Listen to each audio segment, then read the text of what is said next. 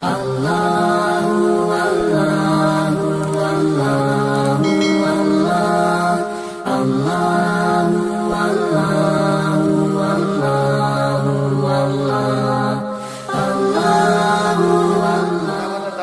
میں لکھا ہے کہ جو بندہ فجر کی 2 سنتیں گھر میں پڑھ کر آئے، آپ صلی اللہ علیہ وآلہ وسلم کا معمول تھا کہ فجر کی 2 سنتیں گھر میں پڑھتے، پھر مسجد میں آ کر 2 رکعت فرض نماز کی جماعت کرواتے۔ اب یہ سنت عمل ہے کہ فجر کی 2 سنتیں گھر میں پڑھ کر آنا۔ فتاوی تاتار خانیہ میں ہے کہ جو بندہ فجر کی سنتیں گھر میں پڑھتا ہے اس کو 3 قسم کے انعامات اللہ کی طرف سے ملتے ہیں۔ پہلا انعام کیا، جس کے بارے میں آج ہر بندہ چھوٹا بڑا پریشان ہے، اللہ تعالیٰ رزق کی پریشانی اس پر ختم کر دیتے ہیں۔ ہر بندہ رزق کے بارے میں پریشان ہے، خاص طور پر آج کے دور میں مہنگائی جب آسمانوں کو چھو رہی ہے، ہر بندے کو یہی پریشانی ہے۔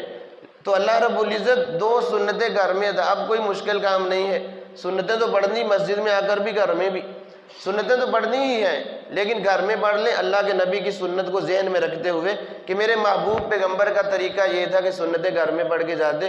تو سب سے پہلا انعام کیا، اللہ تعالیٰ اس کے رزق کی پریشانی کو ختم فرما دیں گے، اللہ تعالیٰ رزق کے دروازے اس پر کھول دیں گے۔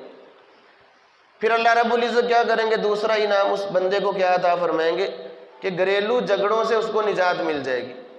اب یہ گھریلو جھگڑے خاندانوں کو آگ لگا دیتے ہیں، آدمی کا سکون برباد ہو جاتا ہے۔ اگر گھر میں ایسی چپکلش ہو، نوکا ٹوک کی گھر میں چلتی رہے تو آدمی تھکا ماندہ باہر سے کام کاج سے گھر میں آتا ہے، گھر میں بھی اگر اس کو سکون نہ ملا تو کدھر جائے گا۔ تو اللہ رب العزت اس 2 سنت پڑھنے کی وجہ سے اللہ رب العزت گھریلو جھگڑوں سے اس کو نجات عطا فرما دیتے ہیں، گھر محبت کا گہوارہ بن جاتا ہے۔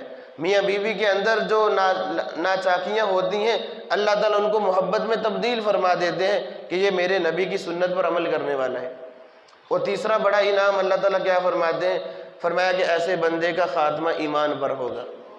اب دیکھیں یہ 3 اتنے بڑے انعام ہیں، ہر بندہ چاہتا ہے کہ یار میں یہ انعام حاصل کروں، تو کوئی مشکل نہیں ہے، صرف اللہ کے نبی کے طریقے کے مطابق ہم اپنے عمل کو لے آئیں تو اللہ تعالیٰ نجات عطا فرما دیں گے۔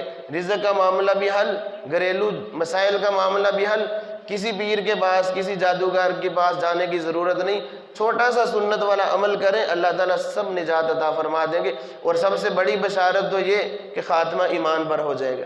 اور یاد رکھیں جس کا خاتمہ ایمان پر ہو گیا اللہ سب کا خاتمہ ایمان پر فرمائے، اللہ تعالیٰ یہ سعادت ہمیں بھی نصیب فرمائے۔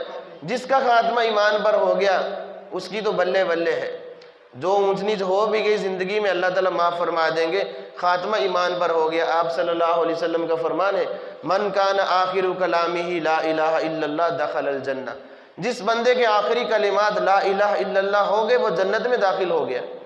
کتنا بڑا انعام۔ تو سنت کی پیروی کرنے میں اللہ رب العزت نے یہ انعام رکھا ہے۔ اب یہ دیکھیں 2 سنتیں فجر کی، اس پر اتنے انعام ہیں، اگر بندہ 24 گھنٹے سنت کے مطابق زندگی گزارے گا تو دیکھیں کیا کیا اللہ کی طرف سے انعامات کی بارش ہوگی۔